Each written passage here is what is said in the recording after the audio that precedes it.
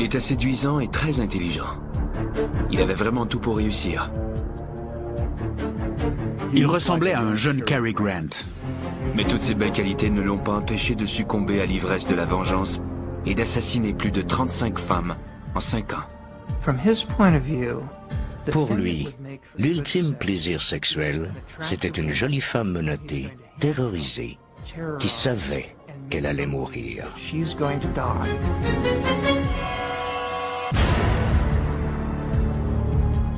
Sure, I get angry. Very, very angry and indignant. I don't like being locked up for something I didn't do, and I don't like my liberty taken away, and I don't like being treated like an animal, and I don't like people walking around and ogling me like I'm some sort of weirdo, because I'm not. Le matin du 24 janvier 1989 à 7 heures, un peu avant le lever du soleil, le bourreau s'affaire à la prison d'État de Stark, en Floride. Plusieurs ont attendu ce jour et redouté qu'il ne vienne jamais. Aujourd'hui, Ted Bundy, le plus célèbre tueur en série des États-Unis, sera exécuté. Après 10 ans dans le couloir de la mort, Bundy va être exécuté pour le meurtre en 1978 de Kimberly Leach, une jeune fille de 12 ans. Il avoue aussi avoir tué plus de 30 autres femmes. Son empreinte sanglante couvre 5 États. L'État de Washington, l'Oregon, l'Utah, l'Idaho et le Colorado. Depuis sa capture en 1976, Bundy capte l'attention de tous les médias. Le pays est fasciné par cet ancien Boy Scout, ce brillant étudiant en droit, ce jeune républicain qui a même été une étoile montante de la politique à Washington.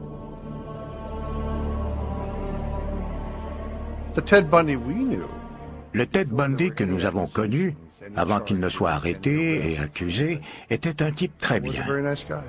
On le comptait parmi nos amis. Il n'avait rien d'insolite ou d'inquiétant. Une fois arrêté, Bundy nargue la justice.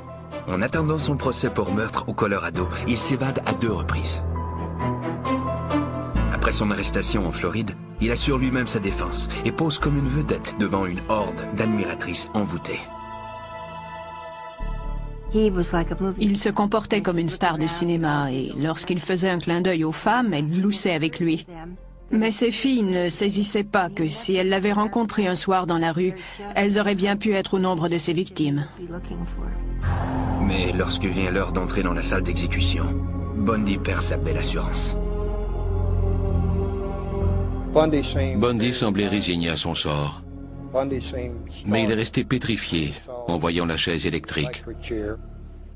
À l'extérieur de la prison, une foule d'environ 500 personnes attend avidement l'annonce de sa mort en chantant « Brûle, Bundy, brûle !»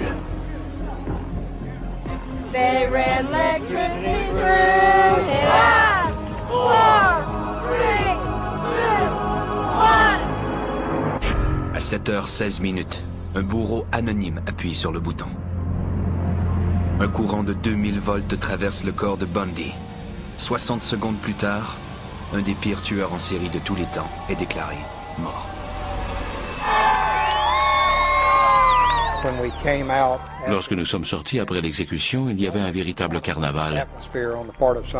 Les gens qui étaient massés là poussaient des cris de joie, jouaient de la trompette et fêtaient. Ted Bundy aura eu une mort plus douce que n'importe laquelle de ses 35 victimes. Leur nombre exact est inconnu. C'est un secret que le tueur a emporté dans la tombe. La police croit que Bundy a commencé à tuer en 1974 à l'âge de 28 ans, alors qu'il étudiait le droit à l'université de Washington à Seattle. Il faisait bonne impression. Il s'exprimait avec facilité et il était intelligent. Si je devais le décrire en quelques mots, je dirais qu'il ressemblait à un jeune Cary Grant. À l'époque, personne n'aurait pu deviner que ce jeune homme, en apparence irréprochable, était à la veille de commettre une longue série de meurtres, violents, torturant et démembrant ses victimes.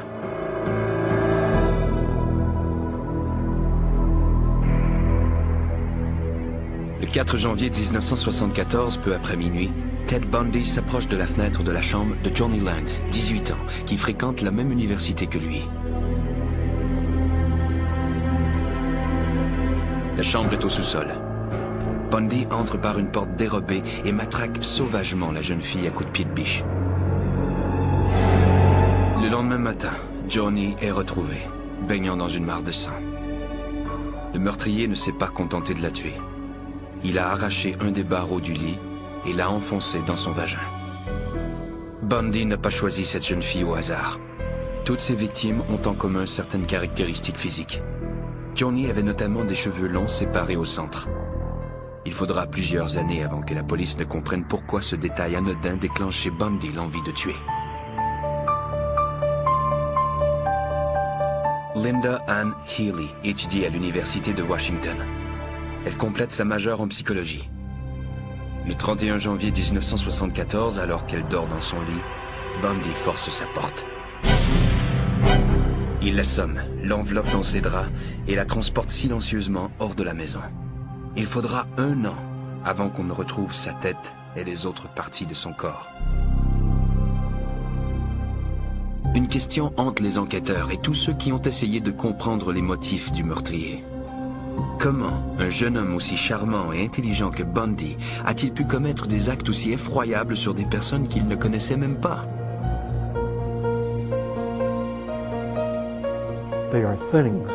Pour lui, elles n'étaient que des objets, tout au plus des victimes expiatoires. Il a rarement prononcé le mot « femme ». Il parlait toujours d'elles comme des objets. La vie des autres ne comptait pas pour lui. Il ne les voyait pas comme de véritables personnes. Et l'idée de choquer la société et de faire souffrir des parents ne faisait qu'ajouter à son plaisir. Il prenait sa revanche. Comme tous les autres tueurs en série, Bundy est capable de cacher son obsession meurtrière à l'intérieur de lui-même et de présenter face aux parents et aux amis l'image d'un homme parfaitement équilibré.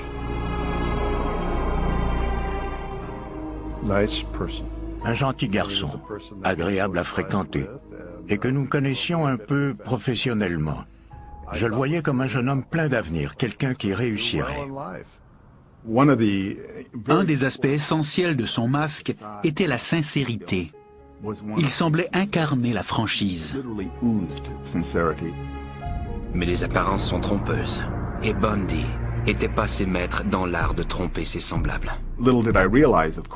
Évidemment, à l'époque, je n'ai pas vu que c'était un masque minutieusement mis au point, dont il se servait dans ses échanges sociaux. Je n'ai jamais entrevu le monstre qui se cachait derrière ce masque. Le monstre qui se réveille en 1974 sommeille depuis longtemps derrière ce masque. Peut-être même depuis la petite enfance. Il m'a toujours semblé que son enfance, son apparence normale, cachait une grande hostilité envers quelqu'un, probablement sa mère.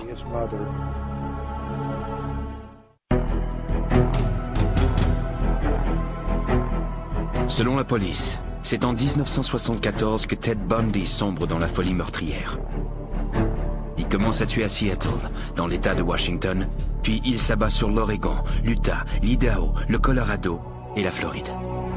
La boucherie dura 5 ans et fera au moins 35 victimes, toutes des femmes. Lorsqu'on l'arrête en 1976, sa mère, Louise Bundy, prendra sa défense avec acharnement. Elle continuera à lutter jusqu'à son exécution en 1989. My Christian upbringing tells me that to take another's life under any circumstances is wrong. And I don't believe the state of Florida is above the laws of God. Louise était une gentille petite dame qui a cru à l'innocence de son fils jusqu'à ce qu'il lui avoue la vérité, la veille de son exécution. Plusieurs spécialistes croient que la rage meurtrière de Bundy est apparue durant l'enfance. Theodore Robert Cowell est né le 24 novembre 1946 à Burlington, au Vermont. Sa mère, Eleanor Louise Cowell, est une modeste et timide employée de magasin qui a quitté sa ville natale de Philadelphie pour mettre au monde un enfant conçu hors des liens du mariage.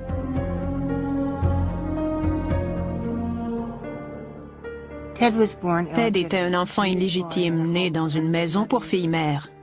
Sa mère avait alors 23 ans. Peu après la naissance, Eleanor retourne à Philadelphie avec Ted. C'est alors que débute une charade infernale. On fait croire à l'enfant que ses parents sont sa grand-mère et son grand-père et que sa mère est en réalité sa grande sœur. Dès le début de sa vie, Ted sent qu'il baigne dans le mensonge. Mais ce n'est pas l'unique problème. Eleanor, sa vraie mère, fait des dépressions à répétition, souffre de crises de panique et finit par être traitée aux électrochocs. De plus, le père d'Eleanor, Samuel Cowell, est un homme excessivement violent. Sam Cowell était un désaxé. Il lisait de la littérature pornographique et il jetait ses filles en bas des escaliers si elles ne se levaient pas assez tôt. Plus Ted grandit, plus il est accablé par une relation confuse avec sa mère. Dès l'âge de 3 ans, il commence à donner des signes de déséquilibre.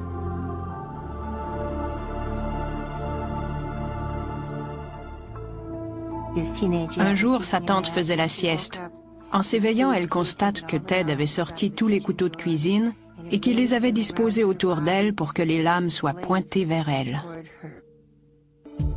Inquiète du comportement de son fils et désireuse d'échapper à l'emprise de son père, Eleanor déménage à Tacoma, Washington, tout près de chez son oncle Jack Cowell.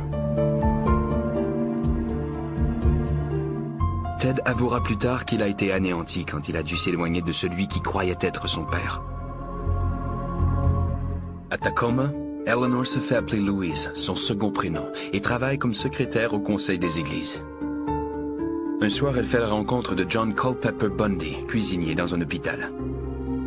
Un an plus tard, ils se marient et Ted se voit octroyer le nom qu'il portera jusqu'à sa mort, Theodore Robert Bundy. Mais Ted n'a pas d'affinité avec John.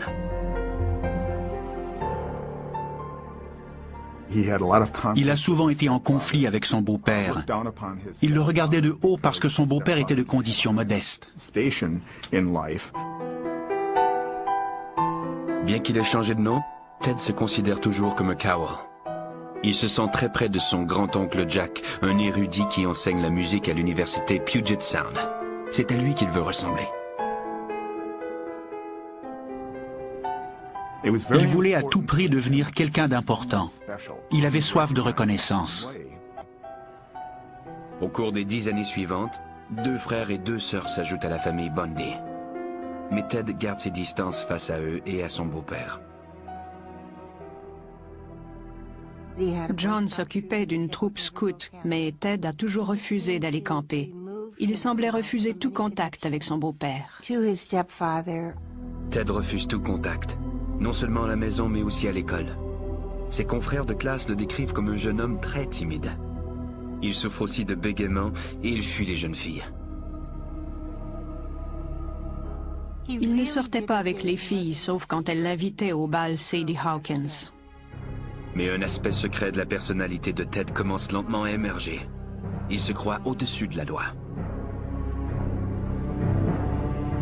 Avant l'âge de 15 ans, il est un voleur à l'étalage accompli. Il sera même accusé de vol à 2 reprises. Le délire narcissique. Être capable de déjouer la police, de se moquer impunément de l'autorité, de voler dans les magasins les mieux surveillés sans se faire prendre.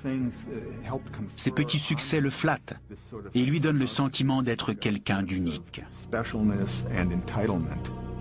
Ses relations avec les femmes se détériorent. Il s'adonne au voyeurisme. La nuit, il va de fenêtre en fenêtre cherchant à épier des jeunes filles dans l'intimité de leur chambre. Certains croient même que Ted Bundy a commencé à tuer à cette époque, c'est-à-dire dès l'âge de 15 ans. À 15 ans, Ted distribuait le journal dans le quartier. Sur son itinéraire, il y avait la maison d'Anne-Marie Burr, une fillette de 8 ans. Ted connaît bien Anne-Marie. Elle prend des leçons de piano chez son grand-oncle Jack. Le 31 août 1961, au matin, les parents d'Anne-Marie constatent qu'elle n'est plus dans sa chambre. La fenêtre était toujours entrouverte. Le câble d'antenne passait par là et on ne pouvait pas la verrouiller. On a trouvé la porte avant entrebâillée et la fillette avait disparu. On procède à une battue avec 800 soldats, policiers et volontaires. Tous reviennent bredouilles. À l'époque, il ne vient à l'esprit de personne que Ted puisse être coupable du meurtre d'Anne-Marie. Moi, je crois qu'elle a été sa première victime. Et il y en aura beaucoup d'autres comme elle. Durant les années 60, Ted Bundy étudie au Woodrow Wilson High School à Tacoma. Malgré son intelligence, son air séduisant et son attitude amicale, il est mal à l'aise avec les autres, surtout avec les filles. On constate une carence. Il ne sait pas comment bâtir une relation avec les autres. Ses rapports sont empreints de confusion. L'arène où il se sentait à la hauteur, c'était la classe. Durant les cours, il pouvait manifester ses aptitudes verbales et impressionner les professeurs. Il termine ses études secondaires en 1965 avec la mention « Bien ».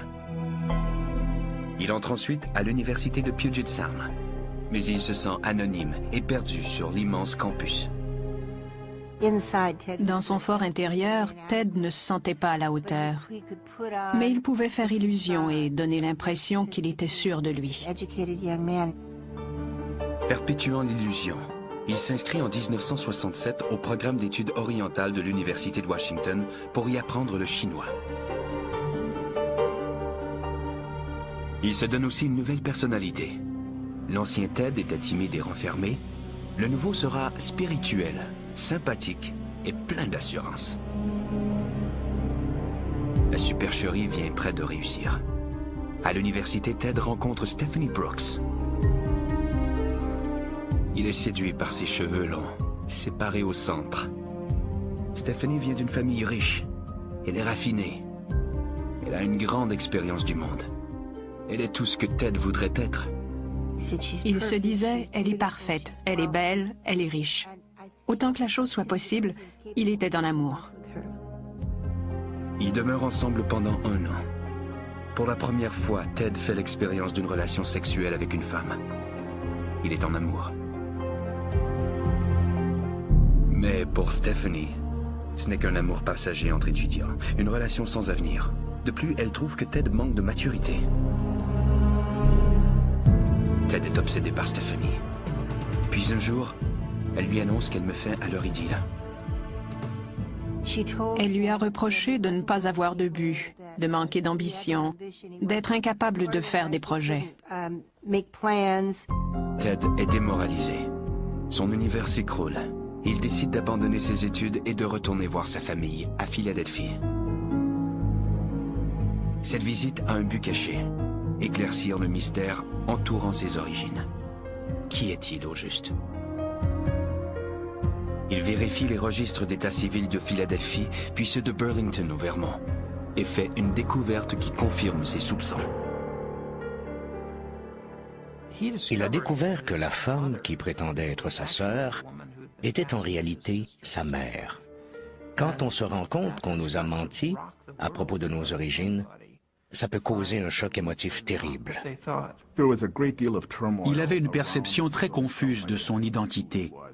Selon plusieurs, il a été très ébranlé en constatant qu'il était un enfant illégitime. Il a découvert qu'il avait été trahi par une femme, sa propre mère. Et il a fait cette terrible découverte au moment où il vivait sa première peine d'amour, alors qu'il se sentait rejeté par la femme qu'il aimait. Plusieurs spécialistes croient que c'est à ce moment que Ted Bundy a décidé de se venger en immolant toutes celles qui avaient détruit sa vie. Mu par une froide résolution, il retourne à l'université de Washington, loue une chambre dans les environs et suit des cours en psychologie. Il a d'excellentes notes. Il semble avoir retrouvé son entrain et s'être fixé un but dans la vie. Quels que soient les démons qui l'habitent, Ted Bundy les cache bien. Il fait partie de ces nombreuses personnes qui sont capables de compartimenter leur vie. Le monstre qu'il habitait était enfermé dans l'un de ces compartiments. À première vue, sa vie semble s'être considérablement améliorée. En 1969, il fait la rencontre d'Elizabeth Kendall, une jeune divorcée. L'amitié fait vite place à l'amour. Une jeune fille brillante et timide. Elle venait de l'Utah. Ils se sont rencontrés dans un pub et elle en est tombée éperdument amoureuse. Cette relation semble opérer un miracle. Mais c'est une façade. Ted est toujours habité par son désir de vengeance. Quand on est animé par des sentiments aussi négatifs, on ressent de l'envie et on cherche à détruire la beauté chez les autres. En tête de sa liste noire, il y a Stephanie Brooks. Il continue à échanger en secret avec elle, espérant qu'elle en vienne à l'aimer comme il l'a aimé, afin de pouvoir la blesser autant qu'elle l'a blessé. Pour rehausser son charisme, il s'engage dans la politique régionale et participe à la campagne de réélection du gouverneur. Il était très intelligent. Il avait le sens de la politique, compétent et sympathique. En 1971, Ted a 25 ans. Dans ses temps libres, il travaille comme personne ressource dans un centre de prévention du suicide à Seattle. Anne Rule, future écrivaine, travaillait avec lui. Il était gentil et efficace au téléphone. Ironiquement, nous avons sauvé des vies ensemble. À cette époque, si vous m'aviez dit que c'était un vernis cachant des choses horribles, je vous aurais pris pour un fou. Ted et moi étions enfermés pendant des heures dans une maison victorienne semblable à celle du film Psychose. Et je me suis toujours sentie en sécurité avec lui. En 1972, Stephanie Brooks, sa première petite amie, occupe toujours ses pensées. Elle est aussi au centre de ses projets. Il la revoit lors d'un voyage d'affaires à San Francisco. Stephanie est emballée par le nouveau Ted Bundy.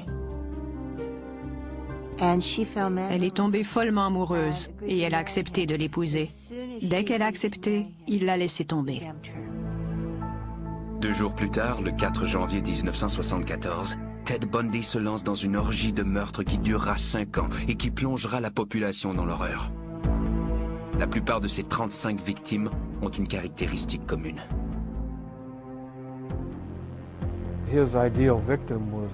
Ses victimes étaient toutes des femmes assez jolies et plutôt frêles, avec des cheveux longs séparés au milieu.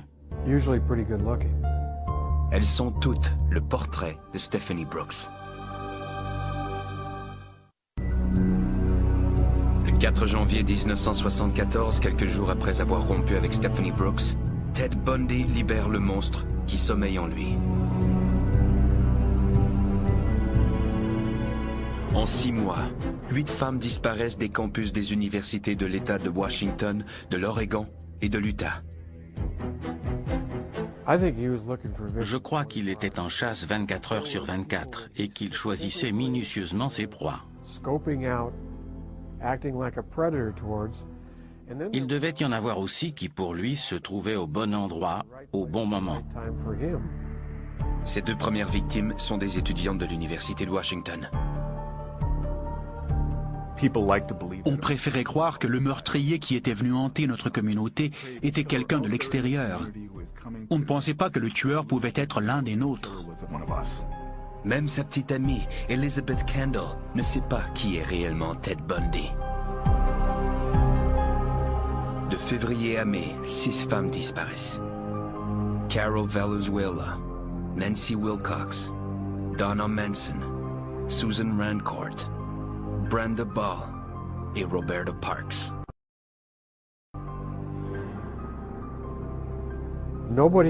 On n'a pas pu faire de lien car les meurtres avaient eu lieu dans des juridictions différentes.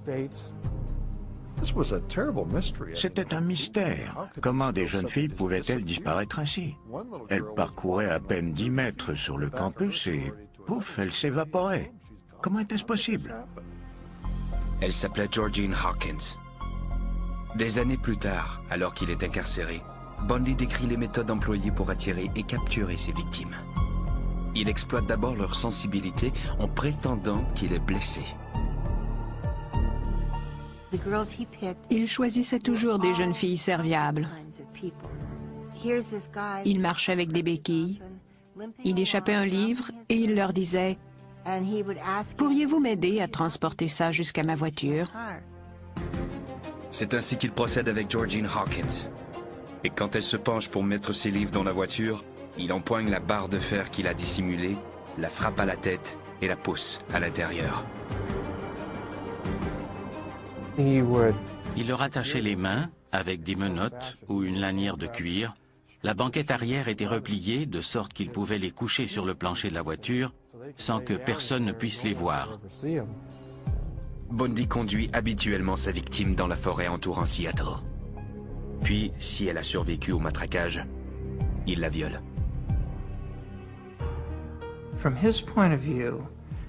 Pour lui, l'ultime plaisir sexuel, c'était une jolie femme menottée, terrorisée, qui savait qu'elle allait mourir. Un jour, dans le couloir de la mort, quelqu'un lui demande ce qu'il ressent lorsqu'il tue. Il a répondu « Le meurtre n'a rien à voir avec le désir ou la violence. Il a à voir avec la possession. Regarder une femme dans les yeux et la sentir pousser son dernier soupir, c'est être Dieu. » Quand il a terminé, il abandonne le corps dans la forêt. Mais plus tard, il revient sur les lieux. Il retournait à plusieurs reprises sur le lieu de son crime, pas tellement pour effacer des indices que pour commettre d'autres méfaits. On le soupçonne d'avoir apporté un corps chez lui et de l'avoir habillé avec des vêtements qui n'appartenaient pas à la victime. Il se servait de maquillage pour la rendre plus attirante. Mais ce n'était pas toujours le cas. Il a eu des rapports sexuels avec des corps en état de décomposition. Selon les psychiatres, le cas de Bundy est unique, car ce dernier appartient à deux types différents de tueurs en série. Il est à la fois un tueur sadique et un tueur nécrophile. Les caractéristiques types sont la perversion, l'absence de conscience et la tendance à sacrifier la vie d'une autre personne au nom de son propre plaisir sexuel. Ça tient essentiellement à cela. Après 8 meurtres, Ted Bundy est maintenant un tueur expérimenté. En juillet 1974, son obsession le pousse à assassiner 2 femmes en une même journée. C'était un beau dimanche après-midi. Il devait faire 32 degrés, ce qui n'arrive pas souvent ici.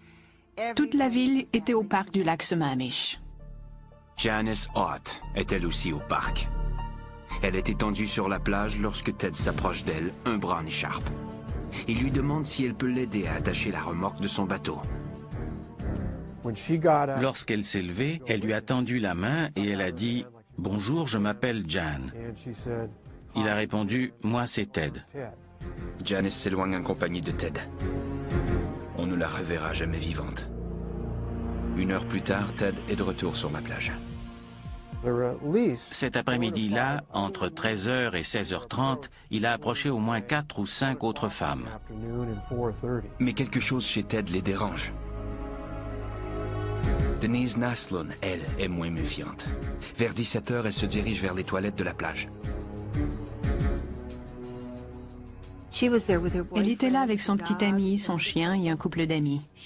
Elle s'est dirigée vers les toilettes avec le chien. Le chien est revenu, mais sans elle. Après la disparition de Hart et de Naslund, ceux qui ont aperçu ce mystérieux Ted au parc se manifestent. La police fait circuler un portrait robot. Elle recueille 3500 descriptions et dresse une liste de suspects potentiels ayant pour prénom Ted. Le nom de Bundy figure sur cette liste. Le prénom Ted a été mentionné. Je n'ai pas fait le rapprochement à l'époque. C'est à ses actes que l'on reconnaît un monstre. Entre 1973 et 1974, le monstre travaillait pour l'Office de planification de la justice du comté de King. Il effectuait une recherche sur les violeurs et leurs victimes. Mais il étudiait en même temps, secrètement, les méthodes que la police utilisait pour dépister les violeurs.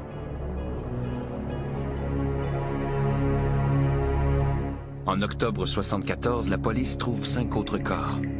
Mais la plupart sont décomposés ou se réduisent à quelques os éparpillés. Bundy n'a laissé aucun indice. Et il a quitté la région depuis longtemps. 2 mois plus tôt, il avait été accepté à la faculté de droit de l'université de l'Utah. Mais il ne peut plus s'empêcher de tuer. Le Ted Bundy que j'ai connu n'était pas un meurtrier. Mais il l'était peut-être 1 heure plus tard. C'est ça qui est terrible. Le tueur qui se cache derrière le masque du charme et de la sincérité est à la veille d'apparaître au grand jour. Il suffit que l'une de ses victimes potentielles parvienne à lui échapper pour qu'on parvienne à l'identifier. Au début de novembre 1974, Ted Bundy avait assassiné au moins 11 femmes dans les États de Washington et de l'Oregon, et 2 autres dans l'Utah où il demeure. Outre ce passe-temps morbide, il étudie le droit à l'université de l'Utah. Il serait sûrement devenu avocat s'il n'avait pas été perpétuellement rongé par son obsession. Les tueurs en série sont comme des toxicomanes. Le meurtre est leur drogue, et ils doivent sans cesse augmenter la dose afin de retrouver le plaisir qu'ils ont ressenti la première fois. Mais Bundy est sur le point de commettre sa première erreur. Le 8 novembre, dans un centre commercial, il se fait passer pour un policier en civil et essaie d'enlever Carol DeRanch. Il fait croire à la jeune fille de 19 ans qu'un voleur a forcé sa voiture, et après être monté dans le véhicule, il tente de la menotter. Mais Carol se débat, et malgré les menottes, elle parvient à s'éjecter de la voiture et à prendre la fuite. Nous avions une victime qui avait survécu et qui était en mesure de décrire le suspect et son véhicule. De plus, elle nous apportait une pièce à conviction, soit les menottes fixées à ses poignets. Mais la police ignore encore l'identité de l'assaillant. De plus, Bundy est passé maître dans l'art du déguisement. Il changeait continuellement d'aspect. Il portait tantôt une barbe, tantôt les cheveux longs. Une fois, il s'est même coupé les cheveux très courts. Son signalement variait constamment. Au début de 1975, Bundy élargit son champ d'action de l'Utah jusqu'à l'Idaho et le Colorado. Entre janvier et août, il tue 8 autres femmes. Mais rien ne semble relier ces meurtres entre eux.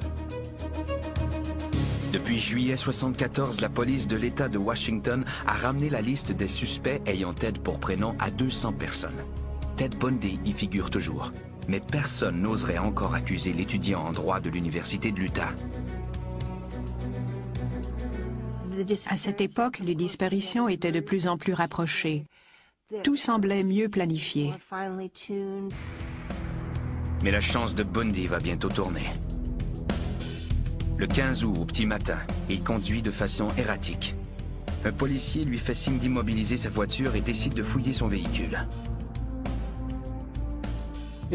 Au cours de la fouille, le policier est tombé sur un sac. Et dans ce sac, il y avait un pied de biche, une paire de menottes et une cagoule de skieur. Il ne se déplaçait pas sans ses outils de torture. Pris pour un cambrioleur, Bundy est aussitôt arrêté. La police trouve aussi des reçus d'essence et des cartes routières qui plus tard le relieront au meurtre commis au Colorado. Mieux encore, lors de la parade d'identification au poste de police, Carol DeRanch le reconnaît comme son agresseur. On était bouleversés, on n'y croyait pas. On a organisé une collecte de fonds pour sa défense. On était sûr que la police s'était trompée. Le 23 février 1976, Ted Bundy subit son premier procès. Il est accusé de tentative d'enlèvement. Au début, il est calme. Il ne doute pas un seul instant de son acquittement. Puis, Carol DeRanch vient à la barre des témoins, décrit ce qu'elle a subi et le désigne comme son agresseur. Bundy est reconnu coupable et condamné à 15 ans de prison. Tandis qu'il purge sa peine, les enquêteurs parviennent à le relier au meurtre de Karen Campbell au Colorado. Mais rien ne désarçonne Ted Bundy, même faire la manchette aux infos du soir. Have you ever physically harmed anyone? Ever physically harmed anyone? No. No. You know, again, not in the context I think that you're speaking of. Ted avait beaucoup d'assurance, au point de paraître suffisant. Et ce, même lorsque les accusations de meurtre ont été déposées contre lui. En avril 1977, il est transféré au Colorado dans l'attente de son procès. Il décide alors de congédier ses avocats et d'assurer lui-même sa défense.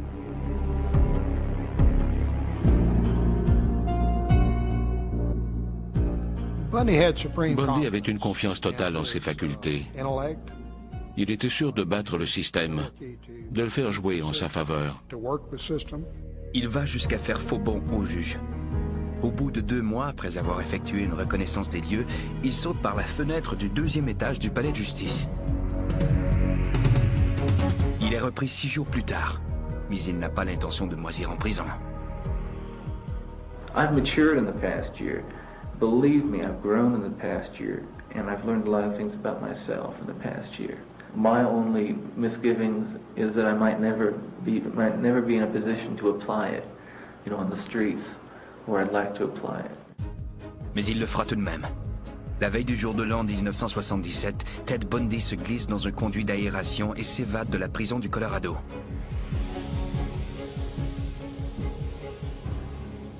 Il s'est faufilé par le plafond de sa cellule jusque chez les gardiens et il est sorti à la faveur d'une tempête. De nouveau libre, Ted Bundy va retrouver ses démons intacts. Après une évasion spectaculaire, Ted Bundy se réfugie en Floride. Il est maintenant sur la liste des criminels les plus recherchés du FBI, ce qui flatte sûrement son ego. Il adorait ça. Provoquer la répulsion lui donnait du plaisir. Il change de nom, se fait pousser la barbe et hante le campus de l'Université d'État de la Floride, à Tallahassee. Le 8 janvier, comme il l'a dit dans sa confession, il est arrivé en ville déterminé à se conformer à la loi. Mais il sera incapable de tenir sa promesse. Moins de 2 semaines après son évasion, soit le 15 janvier 1978, peu après minuit, sur le campus de l'université, Bundy s'introduit dans la résidence de l'association Chi Omega. Profitant du sommeil des occupantes, il se glisse de chambre en chambre, matraque, viole et assassine Lisa Levy et Margaret Bowman. Il s'attaque aussi à Karen Chandler et Kathy Kleiner, sans parvenir à les tuer. Je crois qu'il avait l'intention de les tuer toutes. Mais Bundy n'en a pas encore terminé. À moins de 2 kilomètres de là, il pénètre dans l'appartement de Cheryl Thomas et la frappe sauvagement. Quoique laissée pour morte, cette 5e victime de la nuit survivra à ses blessures. Il ne ressentait pas de culpabilité. Ce sentiment lui était étranger. Il se sentait justifié d'infliger ce châtiment aux femmes à cause de ce qu'elles lui avaient fait. 3 semaines plus tard, il tue de nouveau. Cette fois, sa victime est une jeune fille de 12 ans. Kimberly Leach est une jolie étudiante du 1er cycle, appréciée de tous ses camarades. Elle est enlevée, violemment battue et tuée. Le 15 février 1978, un patrouilleur s'approche d'une coccinelle Volkswagen déclarée volée. Ted a tenté de s'enfuir à pied. Il y a eu affrontement, des coups de feu ont été tirés et le policier est parvenu à lui mettre la main au collet. Bundy est arrêté et identifié. Dans les mois qui suivent, les enquêteurs de la Floride trouvent des indices le reliant au meurtre de Kimberly Leach et des jeunes filles de la résidence Chi Omega. Quoique d'autres États réclament son extradition, le premier procès a lieu en Floride, le 7 juillet 1979. You're going to represent yourself or you're going to get another attorney? I'm staying with the man I know best right now, and that's me. Bundy assure sa défense dans le procès pour les meurtres de Chi Omega. Il a recueilli les dépositions des témoins et présenté ses requêtes. Et je les ai traitées sur une base strictement professionnelle. Mais lorsqu'il interroge un policier à propos de la scène du crime, le masque tombe et pendant un moment, les jurés contemplent le vrai visage de Ted Bundy. Il s'est approché des jurés et on les voyait reculer sur leurs chaises à mesure qu'il avançait. Puis il a prié le policier de raconter sans omettre un seul détail ce qu'il avait vu en soulevant les draps qui recouvraient les cadavres. Tout le monde, que ce soit dans l'enceinte du tribunal ou devant leur téléviseur, a compris qu'il cherchait à revivre l'événement. 2 semaines plus tard, Bundy est reconnu coupable des meurtres de Lisa Levy et Margaret Bowman et condamné à mort. En janvier 1980, Bundy est accusé du meurtre de Kimberly Leach. Il est de nouveau reconnu coupable et condamné à mort. Mais l'exécution n'aura pas lieu avant plusieurs années. Durant les 9 années suivantes, Ted Bundy utilise tous les recours possibles pour en appeler de sa condamnation. Il obtient de multiples sursis de dernière minute, parfois même juste avant l'exécution. Finalement, une fois tous les recours épuisés, l'exécution est fixée au mois de janvier 1989. Pour repousser la mort, Bundy déclare alors aux autorités qu'il est prêt à fournir des informations sur des meurtres non résolus. Il leur a donné juste assez de détails pour éveiller leur intérêt et leur montrer qu'il était sérieux. Puis il a dit aux enquêteurs qu'ils devaient contacter les autorités de la Floride et faire retarder l'exécution. Il a dit qu'il avait besoin de plus de temps, qu'il ne pouvait pas tout leur raconter en un seul jour. S'ils voulaient en savoir plus, ils devraient d'abord repousser l'exécution et il leur fournirait tous les détails. C'était une tentative désespérée pour gagner du temps. Je crois que Bundy a cru jusqu'à la dernière minute, jusqu'au matin même de l'exécution, qu'il pourrait repousser l'inévitable. Mais il n'a pas pu. Le 24 janvier 1989, à l'âge de 41 ans, Ted Bundy, le jeune homme brillant et séduisant qui aurait pu réussir tout ce qu'il aurait entrepris, mais qui a préféré devenir un monstre sanguinaire aveuglé par un sentiment de vengeance obsessionnelle, meurt sur la chaise électrique. La vraie question n'est pas quel souvenir conserver de Ted Bundy, c'est plutôt quel souvenir conserver de ces jeunes filles fauchées dans la fleur de l'âge. Le monde était à leurs pieds, l'avenir leur appartenait. Combien de familles ont été plongées dans le désarroi, détruites par ces tragédies. Malheureusement, nous nous rappellerons de Ted Bundy, mais moi, je préfère me souvenir de ces jeunes filles.